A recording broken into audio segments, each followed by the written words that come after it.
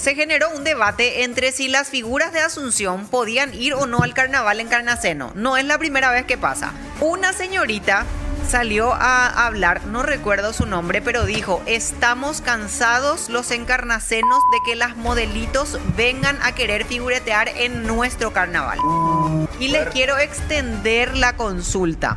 Si bien el carnaval, cierto, es de la ciudad de Encarnación, impulsado por encarnacenos, 100 años de historia en este año, Eyaiku, el presidente, con ciertas pausas y mucho trabajo de por medio. Varias figuras, yo creo que a nivel nacional, también van a los cursos encarnacenos a aportar su granito de arena, y finalmente yo por mi parte siento que es una fiesta de todo el país. Totalmente, yo estoy de acuerdo.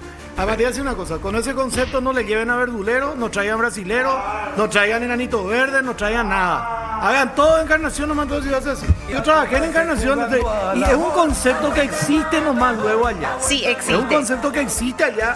Yo no tenía problema porque yo no era asunceno, pero yo tenía drama boca cupeño. Pero tenía sí un rechazo sentía, hacia el asunceno. Exactamente, pero con ese concepto entonces nos tienen que llevar figuras nacionales. Que sea todo, y que los medios de Asunción no se vayan a transmitir. Que los encarnacenos no vengan a promocionar entonces en Asunción su evento. O sea, esta chica, con todo respeto, yo tampoco sé quién es, leí Te su voy a ver el nombre. declaración, Leíste la declaración. no hace falta. ¿Sabe por qué es lo que pasa? Ellos creen que, por ejemplo, se hace algo acá, hay que traerle a ella. Y vamos a ser sinceros, a vos se te conoce en todo el país, por ejemplo.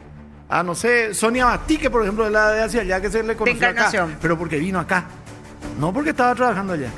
Entonces, hay que ser sincero. Asunción, nos guste o no, a los campañeros, como a mí me dicen que soy campañero y Valle, a vos también, nos guste o no, Asunción es la capital.